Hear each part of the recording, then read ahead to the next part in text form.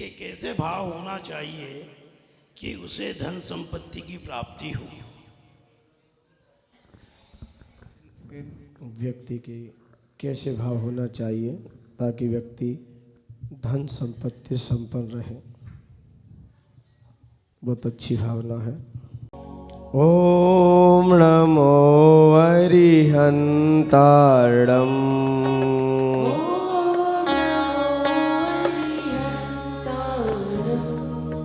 ओम नमो सिद्धारणम।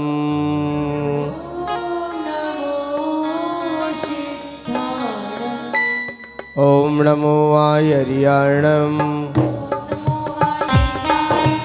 ओम नमो वज्रायाणम। ओम नमो लोहे शवशाहुडम।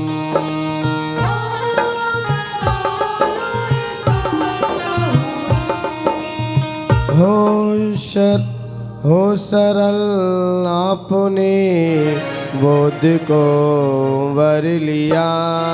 हो सरल आपने बोध को वर लिया। छोड़ छल आपने शोध को वर लिया। हे सरा आपके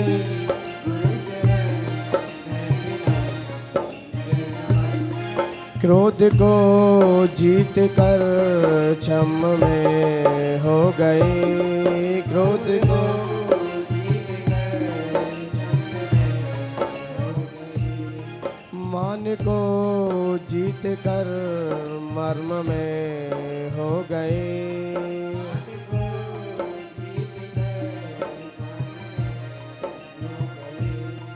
हे विराग गुरु दो विराग।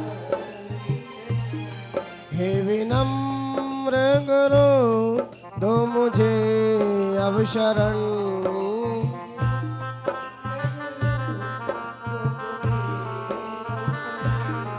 है नमन दे शरण दो समाधि मरण।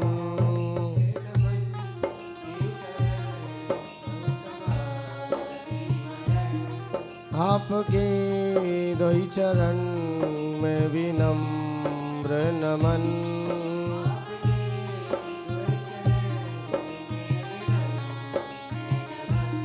जय बोलिए अनंतानंद सिद्ध परमेष्ठी भगवान की। प्रथम तीर्थंकर श्री शवनाथ भगवान की। देवाय देव चिंतामणि पारसनाथ भगवान की। धर्म तीर्थ शासन नायक अंतिम तीर्थंकर भगवान महावीर स्वामी की। उत्तम आर्जव धर्म की। जय बोले परम पूज्य मुनि श्री विनोद सागर जी महामुनि राज की। ताके शिखर थे छल किया कर। छल किया कर हम सरलता के शिखर थे छल किया कर। छल किया कर गैर को ठगने से पहले खुद ठगे आकर। खुद ठग मैं भूल करके धर्म को माया में फंस गया। मेरा जीवन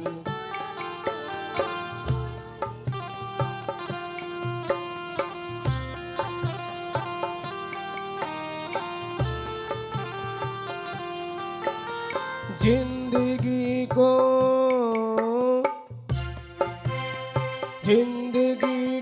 लख न पाया और मर गया। मेरा जीवन कोरा था।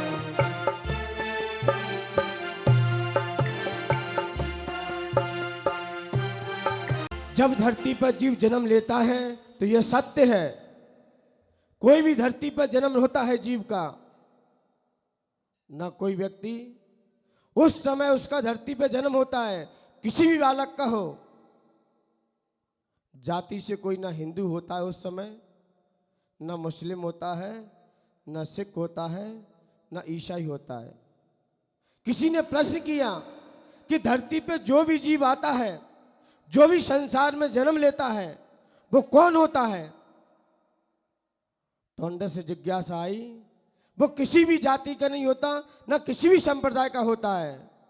जब भी कोई बालक धरती पर आता है तो दिगंबर होता है, दिगंबर होता है। इसलिए आज का धर्म दिगंबर का है, सरलता का है, सहजता का है। क्योंकि बालक जब धरती पर आता है तो किसी प्रकार के संप्रदाय का नहीं होता। उसे खुद नहीं पाता कि मैं किस जाति का हूं, किस गोत्र का हूं, लेकिन धरती पे आता है तो ऐसा लगता है सहज है और सरल है। इसलिए आचार्य भगवंत कहते हैं, हर संप्रदाय के लोग कहते हैं कि बालक भगवान का रूप होता है। क्यों होता है? बालक भगवान का रूप क्यों होता है? क्योंकि बालक वर्तमान में जीता है, और भगवान भी धरती पर रहे तो वो भी वर्तमान में जिए, और संत धरती पर होते हैं वो भी वर्तमान में जीते हैं। आगे क्या होगा इसकी परवाह नहीं करते, पीछे क्या हुआ सब भूल जाते हैं। आगे क्या होगा क्या पता, जो होगा वो देख लिया जाएगा। इसलिए बालक को भगवान का रूप देते हैं। इसलिए कोई किसी का बालक हो, छोटा हो, हर कोई उससे प्यार करता है, हर कोई उसे गले लगाता है। फिर किसी भी संप्रदाय का हो, यदि छोटा बालक है, यदि ट्रेन में भी जाता है और खेलता हुआ किसी को नजर आता है तो व्यक्ति उसे जो खाते हैं वे उसे भेंट दे देते हैं। किसी भी जाति का बालक हो, ये कोई नहीं पूछता, लेकिन छोटा बालक यदि किसी को दिख जाए, हर कोई उसे गोदी में खिलाने का प्रयास करता है। बड़े व्यक्ति को ही खिलाता है क्या? कहते ना, छोटे में व्यक्ति को प्यार फ्री में मिलता है, बचपन में प्यार फ्री में मिलता है, और जवानी में मेहनत करके कमाना पड़ता है, और बुढ़ापे में प्यार मांगना पड़ता है। बुढ़ापे में प्यार मांगना पड़ता है, और बचपन में फ्री में मिलता है। ऐसे ही भगवान सबको अच्छे लगते हैं, दिगंबर संत भी सबको अच्छे लगते हैं। किसी भी संप्रदाय का व्यक्ति हो, यदि उसे दिगंबर संत दिख जाए तो ऐसा लगता है कि मुझे धरती के देवताओं का दर्शन हो गया। ऐसे ही वो बालक है, कहीं भी जाए बड़ा सहज होता है और सरल होता है। इसलिए आचार्य भगवंत, कई अपने बीच ऐसे आचार्य हुए जिन्होंने कभी कपड़े ही नहीं पहने, क्योंकि 2-3 साल तक तो पहले कपड़े कहाँ पहनते थे, 2-3 साल तक तो ऐसे ही घूमते रहते थे। और आज बालक होते ही क्या लगा देते हैं, और फिर महिलाएं ऐसे चेक करती जैसे व्हाट्सअप चेक करती, कुछ आ तो नहीं गया। एक व्हाट्सअप, एक बच्चों का डायपर बार बार चेक करती रहती हैं। रात में भी उठे कर लेते कहीं कुछ आ तो नहीं गया, जैसे किसी का मैसेज कहीं आ तो नहीं गया कहीं से, तो चेक करते रहते हैं।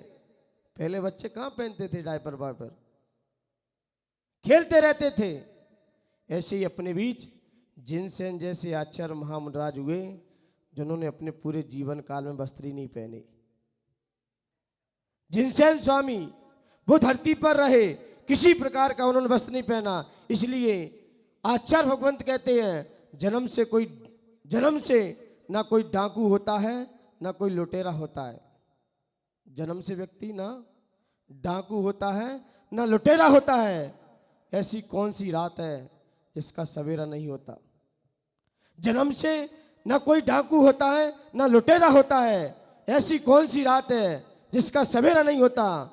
दुनिया में कई जीव आते हैं और चले जाते हैं, लेकिन हर जीव का बसेरा सिद्धालय में नहीं होता। सिद्धालय में वही जीव जाते हैं जो सरल स्वभावी होते हैं, नेचुरल स्वभावी होते हैं, बड़े सरल।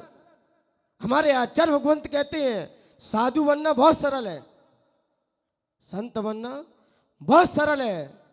लेकिन संत बन के सरल होना बहुत कठिन है।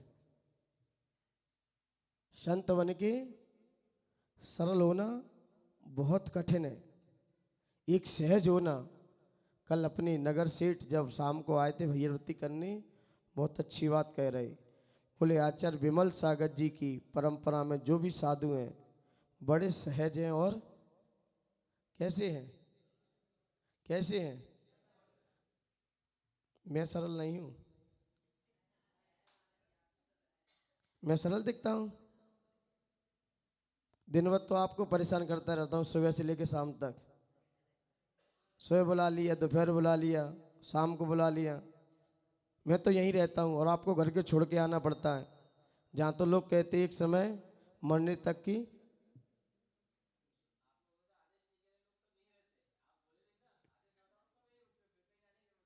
तो आचार्य भगवंत विमल सागर जी के ऊपर जब मैंने देखा कि वास्तव में बहुत सरल थे और ऐसे सरल स्वभावी संत ही आगे चल के सिद्धालय के द्वार को खोल सकते हैं। इसलिए पहले यहाँ पर सरल हो जाइए।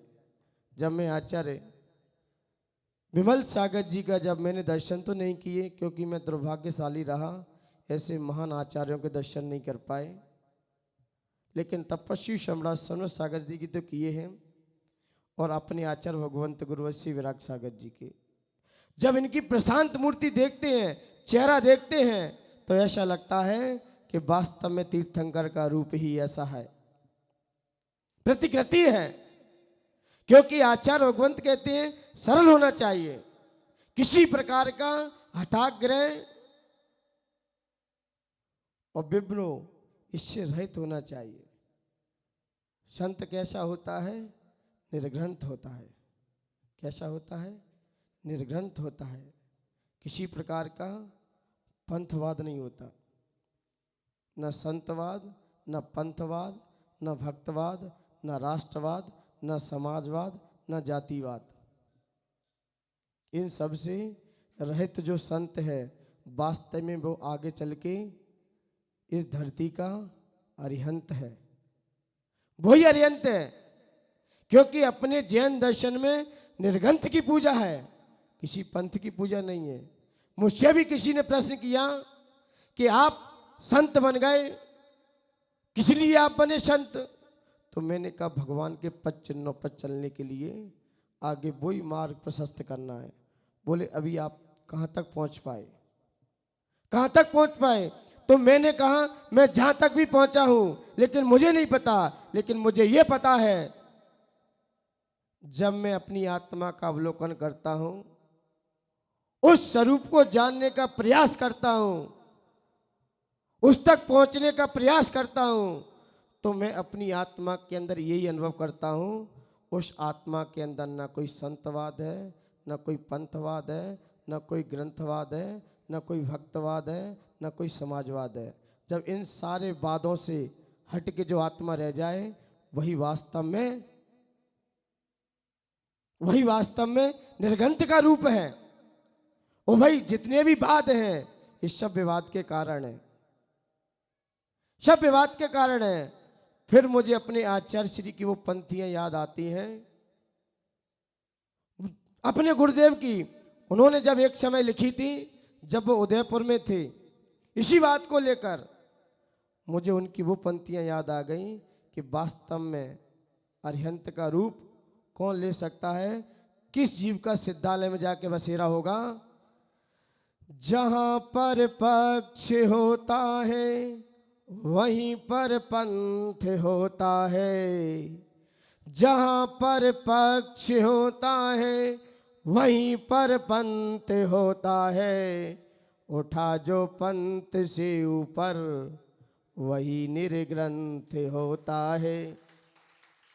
संती क्यों ना हो, संत ये कहें कि मैं तेरा हूं, मैं बीश हूं, यह भी निर्ग्रंथ नहीं है, क्योंकि पंथ ही सबसे बड़ा परिग्रह है। पंथ ही सबसे बड़ा परिग्रह है और अपने यहाँ निर्ग्रंथ की पूजा है। और ये पंथ पंडितों के द्वारा चले गए हैं। कोई आगम में कहीं प्रमाण नहीं मिला मुझे अभी तक, न 13 का न 20 का, कहीं कोई प्रमाण नहीं मिला किसी आचार्य ने इसकी ना टीका लिखी ना कोई गाथा लिखी। ये तो सिर्फ हमारे दिमाग की खुजली है। क्या है?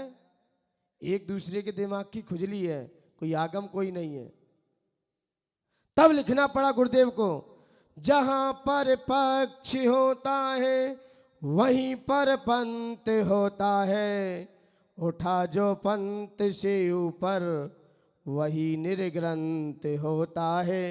हटाए राग देशों को बना है वीतरागी जो, हटाए राग देशों को बना है वीतरागी जो, वो सच्चा संत ही एक दिन यहाँ अरिहंत होता है, वो सच्चा संत ही एक दिन यहाँ अरिहंत होता है। वो सच्चा संत ही एक दिन यहाँ अरिहंत हो जाएगा।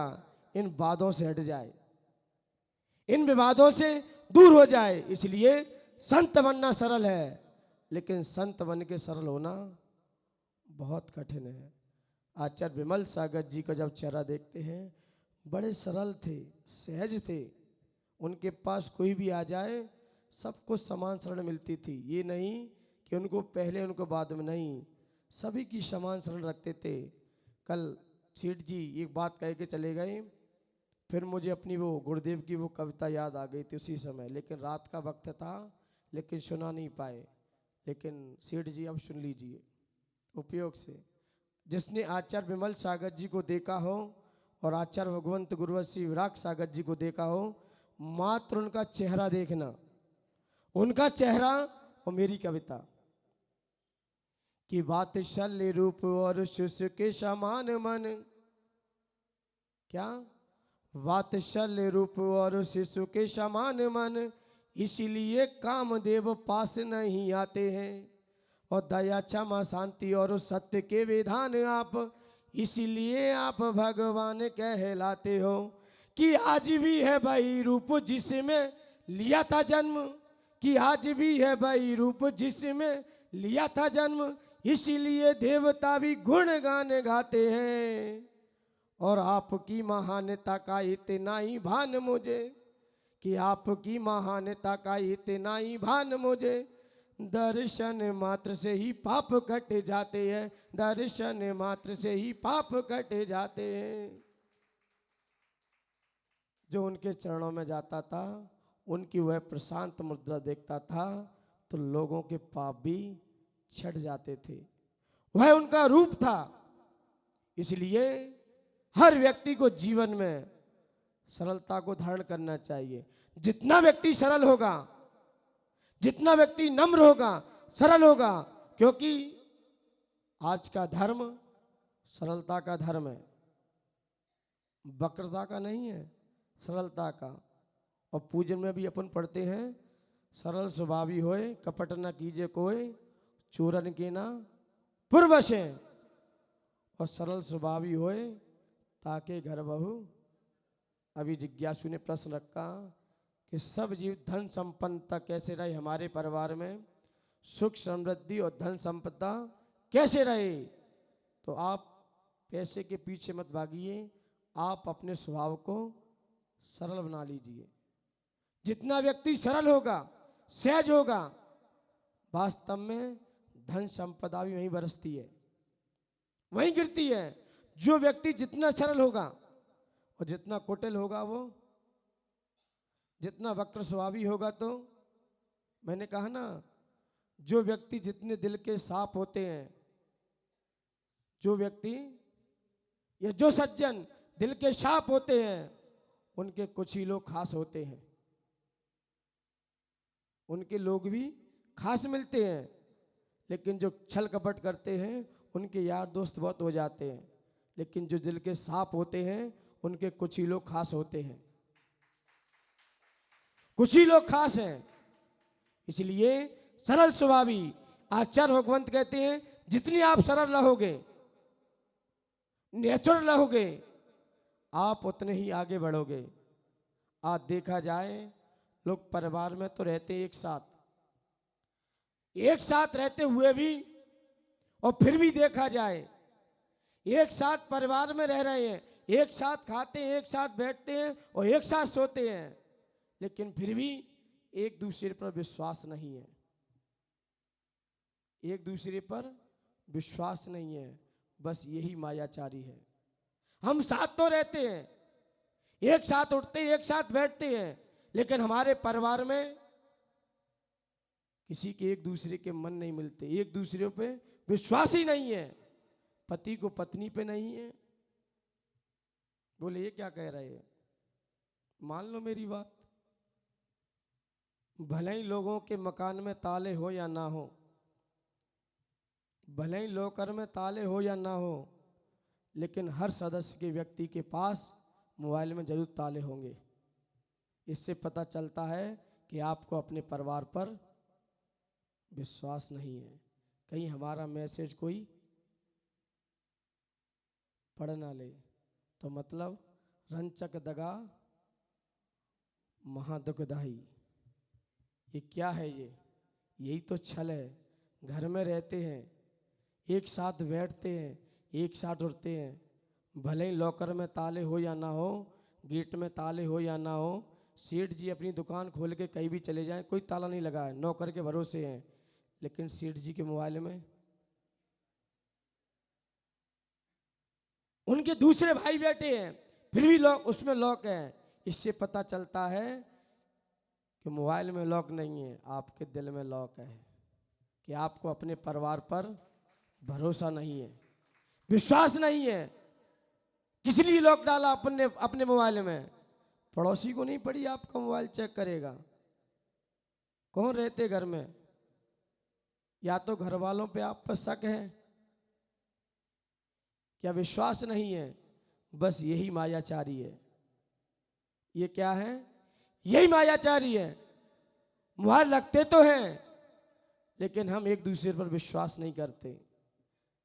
क्या है उसमें ऐसा जो आपने ताला डाल दिया? आप पे भरोसा किस पे नहीं है? इसलिए घर परिवार में रहते हैं, फिर भी एक दूसरे पर क्या नहीं है? बस यही मायाचारी है, यही मायाचारी है। और जब तक ये मायाचारी हमारे घर परिवार में रहेगी, तब तक हमारे घर परिवार में बरकत नहीं हो सकती, संपन्नता नहीं आ सकती, क्योंकि एक दूसरे पर आपको शक है। और आचार्य भगवंत कहते हैं, यकीन करना सीखो, शक तो दुनिया करती है। क्या? एक दूसरे पर यकीन करना सीखो, शक तो दुनिया करती है। यकीन शक वालों पे नहीं, दुनिया यकीन वालों पर मरती है। दुनिया किस पे मरती है? शक वालों पर कि यकीन वालों पर? जो जितना यकीन करता है दुनिया उसी पे मरती है, शक वालों पे कोई नहीं मरता। जो ज़्यादा शक करता है, इसलिए आपको अपने परिवार में क्या है? शक है। और यही सबसे बड़ी मायाचारी है। आज देखी जाए हमारे परिवार में, हम बहुत बड़े बड़े विधान कर लेते हैं, बड़े बड़ी पूजाएं रच लेते हैं और बड़े बड़े अनुष्ठान कर लेते हैं, लेकिन घर परिवार में एक दूसरे का विश्वास नहीं करते। अब बताइए घर में शांति कहाँ से आएगी? घर में बरकत कहाँ से होगी?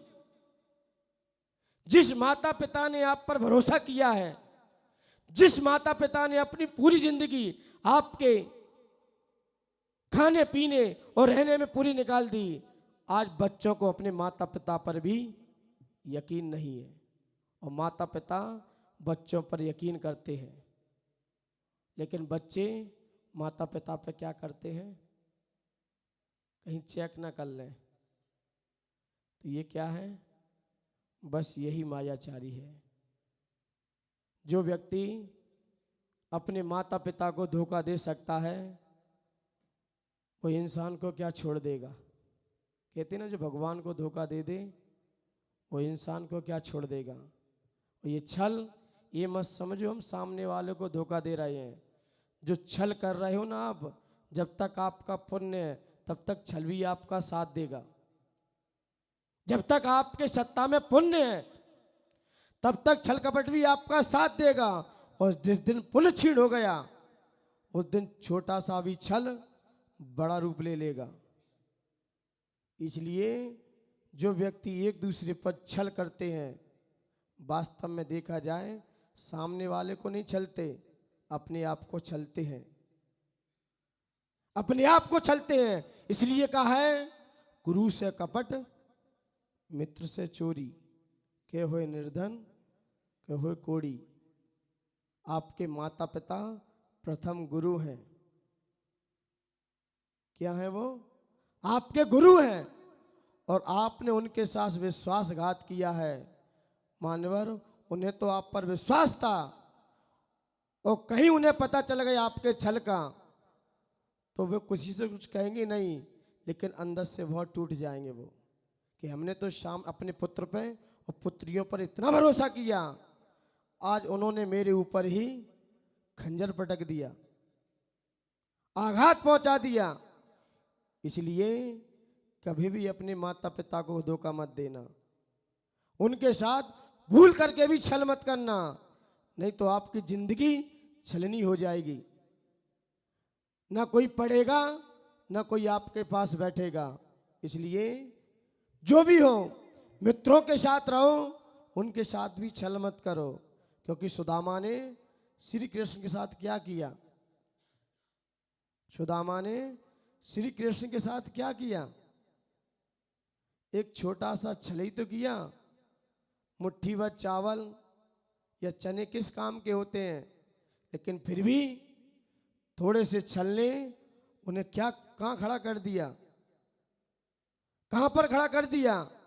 इसलिए भूल करके भी कम से कम अपने माता पिता और देव शास्त्र गुरु, इनके प्रति छल ना हो जाए। इनके प्रति आपने छल का भाव रखा है तो समझ लीजिए हमारी प्रगति अब रुक गई, हमारी प्रगति आगे नहीं बढ़ सकती। वहीं पर आपने रोक ली अपनी प्रगति को, वहीं पर आपने अपनी प्रगति को विराम दे दिया। इसलिए इनके साथ भूल के ना करो, साथ में रहो। इसलिए थोड़ा सा भी छल यदि हमारे जीवन में रहेगा तो मान्यवर आपकी प्रगति और आपका विकास रुक जाएगा। इसलिए आज का धर्म कैसा है? सरलता का है, सहजता का है, विनम्रता का है, लघुता का है। आज का धर्म देखा जाए कि वास्तव में हमारी ग्रंथियों को खोलने का है। जो हमारे अंदर ग्रंथियां बैठी हैं, छली व्यक्ति ऊपर से बहुत मीठा लगता है, छली व्यक्ति ऊपर से बहुत मीठा लगता है, और जो सरल होता है वो ऊपर से कठोर होता है।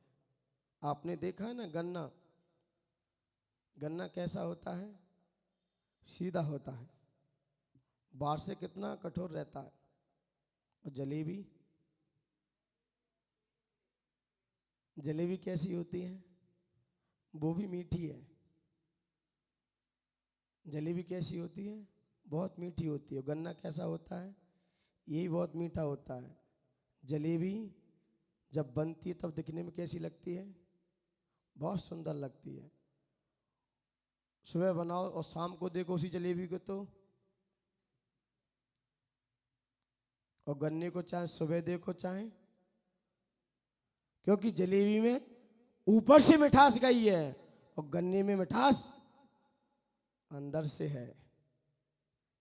इसलिए जो सरल स्वभावी होता है ना, वो अंदर से बहुत मीठा होता है। जो कुटिल स्वभावी होते ना, वो ऊपर से बहुत मीठे लगते हैं, बहुत मीठे लगते हैं। और ऐसा राउंड राउंड राउंड राउंड, मैं अभी उदयपुर में था, अंग्रेज लोग आए। कहाँ है रिंकू भैया की मम्मी? मैंने उनसे पूछा इंग्लिश में, जो भी आर देती थी, वाटर, एप्पल, ग्रेप्स, इंग्लिश में। तो मैंने कहा जलेबी को क्या बोलते हैं? बोले इसका नहीं पता। ऐसे इंदौर में व्यक्ति गया, वो उदयपुर में जब आचार्य का वर्षा योग हो रहा था 2009 का, तब अंग्रेज लोग आए। तो अंग्रेज लोग, जो गार्ड रहता है वो सब ट्रांसलेट कर रहा था। तो एक हलवाई व्यक्ति जलेबी बना रहा था, उसने पूछा इसको इंग्लिश में क्या कहते हैं? अब बेचारा वो ट्रांसलेट क्या करे, क्या बता दे? उसने कुछ नहीं कहा, बोले round round round round stop. क्या? राउंड राउंड राउंड स्टॉप, क्योंकि उसमें बहुत घुमाव होता है।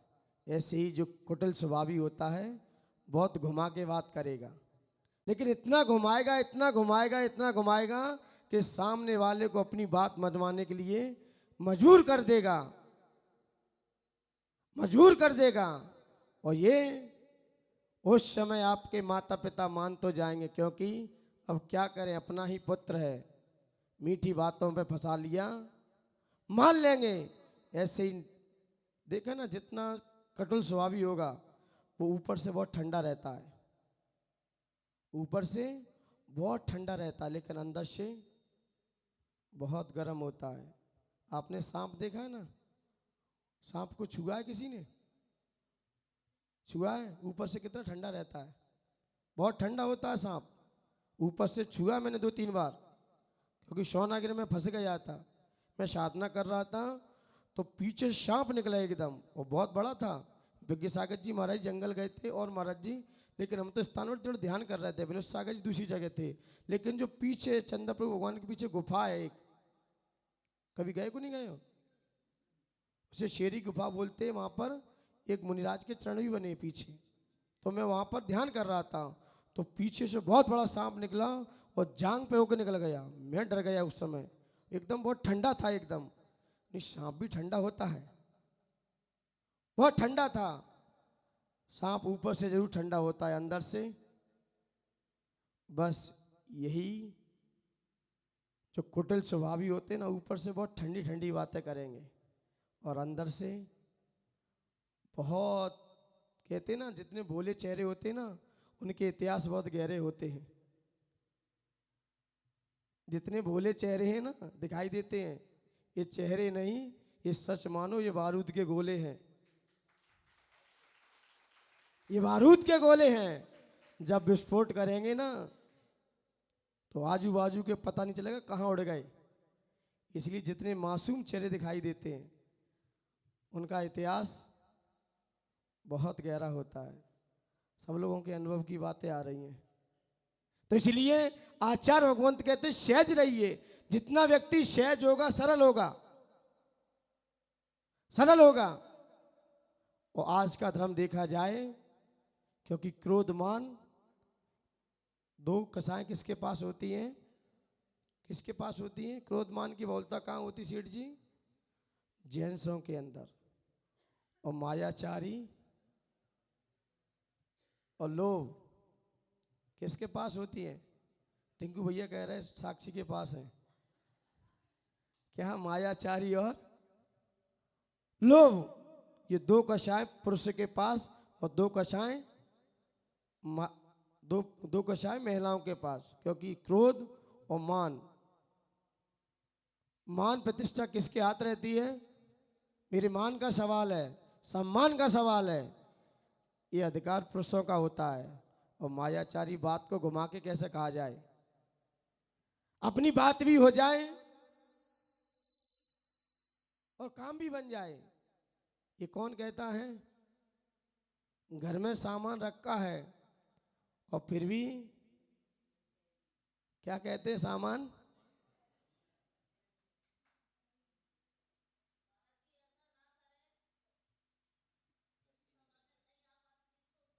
हम तो व्यक्ति के स्वभाव की बात कर रहे हैं, वो बात की चीज है, जो मुख्यता कहाँ है। यदि पुरुष को आवश्यकता पड़ जाए कि हमें 10-20 हजार रुपए की आवश्यकता है, आप कृपया कर दे दो, हम आपको शाम को वापस दे देंगे, तो महिलाएं सबसे पहले क्या करेंगी? क्या कहेंगी? ऐसी ये बैंक ऐसी है जिसमें एक बार डाल दो फिर वापस। और अभी मोदी कहते भाइयों बहनों, तो मुझे लगता है जितना पैसा पुरुषों के हाथ में नहीं होगा उतना पैसा कहाँ निकल के आएगा? हैं? अच्छा, तो उसमें लॉक डल गया। तो इसलिए ये मायाचारी इधर होती है, लोभ प्रवृत्ति इधर होती है। इसलिए माया और लोभ महिला पे है, और इधर क्रोध और मान। जब दो दो कसाएं आपस में मिलती हैं, आराम से गृहस्थी चलती है। दो आपके पास और दो मेरे पास। बस यही कसाएं व्यक्ति को आगे चल के बहुत गर्त में जाके पटकती है। इसलिए थोड़ी सी भी मायाचारी हमारे जीवन में रही, थोड़ी सी भी, तो मान्यवर आपका परिवार तहस नहस हो जाएगा। भाव अच्छा रखिए, सरल परिणाम रखिए, फिर आप कोई भी काम कीजिए चलेगा, चलेगा। आपके भाव अच्छे होना चाहिए। यदि भाव में कटुलता है, भावों में वक्रता है और ऊपर से मीठे हो, तो यही मायाचारी है। एक दृष्टांत याद आता है कि व्यक्ति मायाचारी भी करता है तो रूप भी चेंज कर लेता है, अपने स्वभाव को भी चेंज कर लेता है, फिर व्यक्ति अपने स्वभाव को भी भूल जाता है। जब एक मुनिराज 4 माह की साधना में संलग्न थे, बड़ी तपस्या कर रहे थे, लेकिन लोग जाएं और उनके दर्शन करके आए तो वहां के गणमान्य लोग थे, बोले संत महात्मा अब 4 महीने तक योग साधना कर रहे हैं, अपने योग पर बैठे हैं, अब ये चतुर्मास के बाद ही अब आहारचर्या के लिए, अपनी चर्या के लिए उठेंगे। 4 माह तक वहां के लोगों ने बड़े भक्ति भाव से उनकी आराधना की, साधना, उन्होंने साधना की और लोगों ने उनकी आराधना बड़े तहे दिल से की। लेकिन 4 माह होने के कारण उनका नाम गुणनिधि नामक के चारणधारी मुनिराज थे, बड़ी साधना में संलग्न थे। लेकिन 4 माह होते ही दीपावली का पर्व आते ही वो वहाँ से सुबह के समय ही वहाँ से वो विहार कर गए और उसी समय मृदुमती नामक के मुनिराज उसी स्थान पे आके बैठ गए। तो लोगों ने समझा तो वही महाराज जी हैं, आज सभी लोग चौका लगाओ, क्यों, आज महाराज जी आर के लिए निकलेंगे। लेकिन वो महाराज जी कहाँ चले गए, विहार कर गए। लेकिन मृदुमती नामक के मुनिराज थे, वो जब चर्या के लिए निकले और जैसे ही चर्या के लिए निकलते ही लोगों ने पड़गान किया, बड़े भक्तिभाव से पड़गान किया। लोगों ने कहा कि धन्य आपने 4 माह तक योग की साधना की, आपने तपस्या की 4 माह तक। 4 माह कुछ होते हैं, यहां तो 4 घंटे ही मुश्किल पड़ते। 4 घंटे में भी दिन में तारे नजर आ जाते हैं, दिन में ही लोगों को तारे दिखने लगते हैं। लेकिन वो संत 4 माह की साधना करते हुए लोगों ने बड़ी प्रशंसा की। लेकिन मृदुमती नामक के मुनिराज ने ये लोगों के सामने नहीं खोला कि मैं वह मुनिराज नहीं हूँ जो आप समझ रहे हो, वो मुनिराज विहार कर गए हैं, मैं वो नहीं हूँ। वो अपनी प्रशंसा के कारण उन्होंने सिर्फ अपना नाम छुपा लिया, नाम छुपा लिया, और छुपाने के कारण वही मुनिराज देखा जाए तो त्रिलोक मंडक नाम का हाथी बना। वही जीव थोड़ी सी मायाचारी, एक रंच की मायाचारी, जो भगवान का जब जन्माभिषेक होता है तो त्रिलोक मंडल हाथी आता है, वही जाके वह मुनिराज का जीव आगे चल के वही बना। मतलब थोड़ी सी भी मायाचारी क्यों ना हो, क्योंकि माया त्रियोग नश्य है। मायाचारी करने से व्यक्ति त्रियंच आयु का बंद करता है, चाहे फिर कोई भी हो, कोई भी हो, फिर कोई भी हो XYZ, क्योंकि मायाचारी थोड़ी सी भी की। सीता जी को पकड़ना बहुत मुश्किल था, सीता जी का हरण कोई नहीं कर सकता था, क्योंकि लक्ष्मण रेखा खींची थी। क्या थी? लक्ष्मण रेखा खींची थी। लेकिन क्या करें, रावण ने किसका वेश रखा? साधु का वेश रखा। साधु के वेश में सीता का हरण हुआ। यदि रावण सीधा आता ना तो सीता को छू नहीं पाता। ये ऊपर आवाज कैसी हो रही है?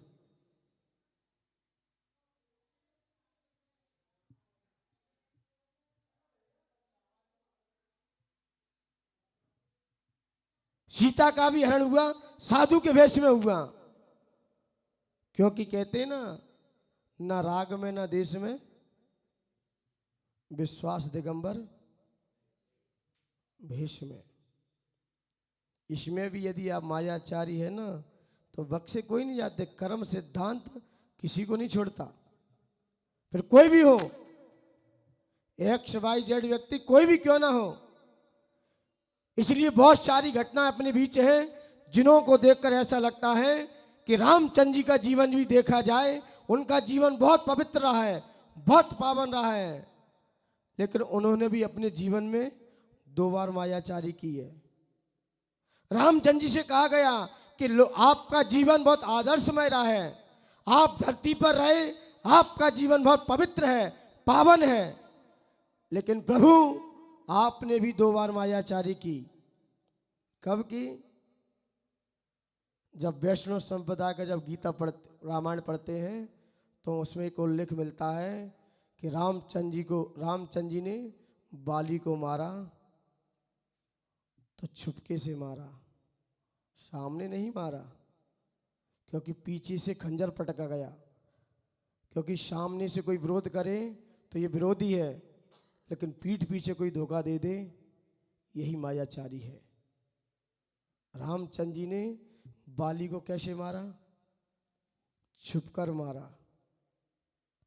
एक आपने यहां मायाचारी की, और एक जब सीता लंका से वापस आई तो किन्हीं लोगों ने रामचंद्र जी को भर दिया। उस भरने के कारण रामचंद्र जी ने सीता से कहा, जाओ तीर्थ क्षेत्र की वंदना करके आइए। अपने कृतांत वक्र के साथ सीता को तीर्थ यात्रा हेतु कहां पर छुड़वा दिया? दंडक वन में। तो सीता ने कहा, आपने ये क्या किया?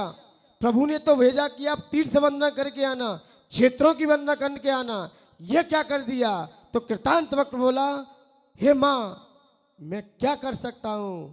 जब श्री राम प्रभु की आज्ञा है, अब मैं उनकी आज्ञा मानूं कि नहीं मानूं? तो सीता ने कहा कि प्रभु राम से कह देना कि किन्हीं लोगों की बातों में आकर तुमने मुझे इतनी बड़ी सजा दी, मेरे साथ आपने छल किया, लेकिन उनसे इतना कह देना किन्हीं लोगों की बातों में आकर धर्म को ना छोड़ दें, अपने धर्म को ना छोड़ दें। किन्हीं लोगों की बातों में आकर आपने मुझे तो छुड़वा दिया, लेकिन कहीं अन्य लोगों की बातों में आकर, क्योंकि सीता धर्मात्मा थी, जानती थी, इसलिए रामचंद्र जी ने भी अपने जीवन में 2 बार छल किया है। युधिष्ठिर का जीवन देखा जाए बहुत साफ था, सुधरा था, लेकिन उन्होंने भी एक बार छल किया। युधिष्ठिर धर्मराज कहे जाते थे, धर्मराज युधिष्ठिर, क्योंकि युधिष्ठिर की बात उनके गुरु भी मानते थे और किसी पांडवों पर भरोसा नहीं था, विश्वास नहीं था, लेकिन युधिष्ठिर की बात पर द्रोणाचार्य को भी भरोसा था, विश्वास था कि ये युधिष्ठिर कभी झूठ नहीं बोलेंगे। लेकिन कहां पर जब युद्ध हो रहा था तो उस समय द्रोणाचार्य के पुत्र का नाम अश्वत्थामा था और इधर पांडवों का हाथी का नाम भी अश्वत्थामा था, लेकिन मारा क्या गया था? हाथी मारा गया। लेकिन अर्जुन ने कहा श्री कृष्ण से, ये क्या हो रहा है? मेरी सारी सेना तहस-नहस हो रही है, युद्ध हार की कगार पर खड़ा है, अब क्या करना चाहिए? तो श्री कृष्ण तो वैसे नीतिज्ञ थे, क्योंकि महाभारत में देखा जाए चाणक्य नीति का काम श्री कृष्ण ने किया है, पूरा हाथ उनका ही रहा है पूरा। तो श्री कृष्ण ने जब अर्जुन ने कहा ये पूरा युद्ध हार जाएंगे अपन, क्योंकि कौरवों के साथ तो स्वयं गुरु खड़े हैं, गुरु जिसके पक्ष में है, अब उसको युद्ध को जीतना बहुत मुश्किल पड़ता है। लेकिन श्री कृष्ण ने कहा चिंता की बात मत करो, हाथी मारा गया है, अब कैसे कहलवाया जाए इस बात को? भीम कहेंगे तो द्रोणाचार्य को भरोसा नहीं होगा। बोले अर्जुन की वो युधिष्ठिर की बात द्रोणाचार्य मानते हैं, तो उनसे कह दिया कि अश्वत्थामा मर गया, लेकिन युधिष्ठिर को नहीं पता, लेकिन उनके साथ भी मायाचारी खेली गई।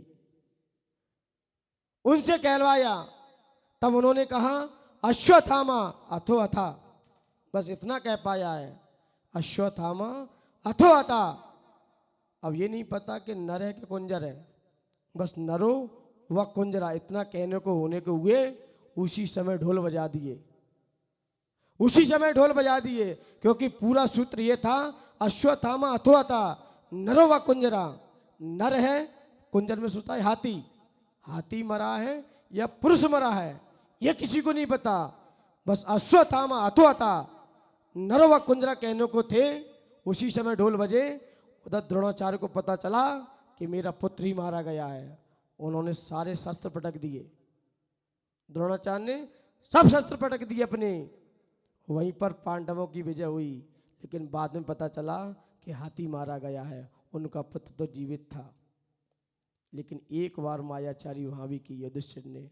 बाकी युधिष्ठिर का जीवन देखा जाए ऊपर से नीचे तक कहीं नहीं मुझे उनके जीवन चरित्र मिला कि उन्होंने छल किया हो, मात्र एक बार छल किया है। इसलिए महापुरुषों के जीवन में देखा जाए और भी बाबा भारती की भी घटना आती है। बाबा भारती का सुल्तान नामक का घोड़ा था, बड़ा चतुर था और बड़ा प्रखर था, लेकिन खड़क सिंह डाकू को उस सुल्तान के प्रति आसक्त हो गया। ये घोड़ा मुझे चाहिए, ये घोड़ा मैं लूंगा। और खड़क सिंह ने पूरा विचार बना लिया, अब इसे कैसे लिया जाए, क्योंकि बाबा भारती का बहुत पालतू घोड़ा है और बहुत शिक्षित है। जैसे कि अभी अपने बीच माधुरी नामक की पत्नी थी, बहुत शिक्षित थी, क्योंकि भगवान के दर्शन किए बिना पानी नहीं पीती थी। और आप लोग भगवान के दर्शन से पहले ही पियो और पीने दो। भले ही भगवान महावीर स्वामी की पूजा करेंगे, क्या कहेंगे जियो और उनके दर्शन के पहले ही पियो और। लेकिन हथनी थी, कितनी सज्जन थी, भगवान के दर्शन और गुरुओं की भक्ति कितनी थी। ऐसे ही सुल्तान नामक का घोड़ा भी बड़ा चतुर था, बाबा भारती की सारी बातों को बहुत जल्दी जानता था, लेकिन खड़क सिंह उस पर मोहित हो गया, आसक्त हो गया। लेकिन जब बाबा भारती जब आगे विहार करते हुए किसी नगर की ओर गए, तो खड़क सिंह को पता चल गया कि बाबा भारती अपनी घुड़सवार होकर किसी दूसरे देश में गए हैं। लेकिन दूसरे देश में गए हैं तो खड़क सिंह ने रास्ते में ही अपना प्लान बनाया। क्या प्लान बनाया? उस खड़क सिंह ने भिखारी का रूप लिया। किसका रूप लिया? एक भिखारी का रूप लिया, एक जोगन का रूप बनाया और एक असहाय की तरह सड़क पे पड़ा था। उधर से बाबा भारती जब लौट कर आ रहे थे तो भीख मांग रहा था, मुझे वहां तक छोड़ दो, मैं असहाय हूं, मैं दीन हूं, मैं दुखी हूं। लेकिन बाबा भारती धर्मात्मा थे, उन्होंने उस भिखारी की पुकार सुनी। बाबा भारती घोड़े से उतर के नीचे आए और जैसे ही नीचे से उतर के आए तो उस डाकू को भिखारी के रूप में था, उससे अन्य विनय किया कि बेटा बैठ जाइए, मैं आपको आगे चल के छोड़ दूंगा। तो बस बाबा भारती ने इतना कहा है, वो खड़क सिंह घोड़े पे सवार हुआ और बाबा भारती से कहा कि आप मेरे लिए पानी लेके आओ। तो बाबा भारती मात्र पानी लेने के लिए गए और खड़क सिंह घोड़े को लेकर रफूचक हो गया। तो जैसे ही आगे बढ़ा तो बाबा भारती ने कहा, हे भव्य जी, आप वापस लौट के आ जाइए, मुझे अब घोड़ा नहीं चाहिए आपका, अब तो घोड़ा आपको ही देता हूं। लेकिन मेरी एक बात सुन के आइए, मेरी एक बात सुन लीजिए, घोड़ा की मुझे अब कोई परवाह नहीं है, मैं दूसरा घोड़ा मंगा लूंगा। तब वह डकैत वापस लौट के आया। बाबा भारती ने कहा कि मुझे घोड़े की कोई परवाह नहीं है, ले जाओ तो मेरा घोड़ा, क्योंकि मैं अब आपसे छीन नहीं सकता। लेकिन कोई आपसे ये पूछे ये घोड़ा आपको कैसे मिला, तो ये मत कहना कि मैंने जोगन का रूप रखा था, मैंने भिखारी का रूप रखा था। बस ये किसी से मत कहना, क्योंकि ये कहा किसी से तो लोग भिखारियों पे भीख देना बंद कर देंगे, लोग दीनहीन व्यक्ति की सेवा करना बंद कर देंगे। बस ये किसी से मत कहना कि मैंने साधु के वेश में, एक जोगन के वेश में ये घोड़ा चुराया है। बस इस बात का ध्यान रखना, ले जाओ घोड़ा। खड़क सिंह को ये बात दिल में चुभ गई, क्योंकि आपने साधु के वेश में ये मेरे साथ मायाचारी की है। यदि सीधा रूप होता तो नहीं कर पाते, नहीं कर पाते, क्योंकि बाव भारती बहुत चतुर थे। लेकिन तुमने रूप कौन सा ले लिया? इसलिए तो कहते जिस रूप में हो वही रूप होना चाहिए। रूप बदल दिया तो यही मायाचारी है। तो खड़क सिंह जब लेके गया, रात भर से नींद नहीं आई। बोला लोग संतों में विश्वास करना छोड़ देंगे अब मेरे कारण। तो वहीं से रातों ही रात वो गया और बाव भारती के आंगन में घोड़ा को बांध के आया, तब वो कहीं सो पाया। इसलिए मान्यवर, जिस वेश में तुम खड़े हो उस वेश में किसी के साथ मायाचारी करोगे तो जिंदगी में डिपीट खाते रहोगे। इसलिए मान्यवर, मायाचारी बहुत है। इसलिए आज का धर्म है सरल स्वभावी, सहज, नेचुरल। जैसे हो वैसे बने रहियो, कुछ नहीं बिगड़ेगा। और कुछ बनने का प्रयास किया तो यही मायाचारी है। मायाचारी कितना जाल बनती है, मायाचारी व्यक्ति कितना जाल बनता है, कितना जाल बनती है, किस लिए सामने वाला फंस जाए बस। लेकिन मान्यवर, फंसता कोई और है, क्योंकि मकड़ी भी जाल बुनती है। किसके लिए? दूसरे जीव आके फंस जाए, लेकिन मकड़ी स्वयं उसी जाल में फंस जाती थी। मान्यवर, ये छल हमारी जिंदगी को छल देता है और हमें दुर्गति का भी पात्र बना देता है। इसलिए थोड़ा सा भी छल क्यों ना हो, इस जिंदगी को नरक और त्रियंच जैसी गतियों का बंद करा देगा। इसलिए मान्यवर, छल थोड़ा सा भी हमारी जिंदगी को तहस नहस कर सकता है। इसलिए अपना मन सहज और सरल रखिए, तभी आज का धर्म हमारा मनाना सफल और सार्थक है। अन्यथा हम धर्म तो बहुत सारे मनाते आए, सरलता हमारे अंदर जितनी आएगी उतना हमारा जीवन उज्जवल होगा, पवित्र होगा, पावन होगा। जय बोलिए महावीर भगवान की।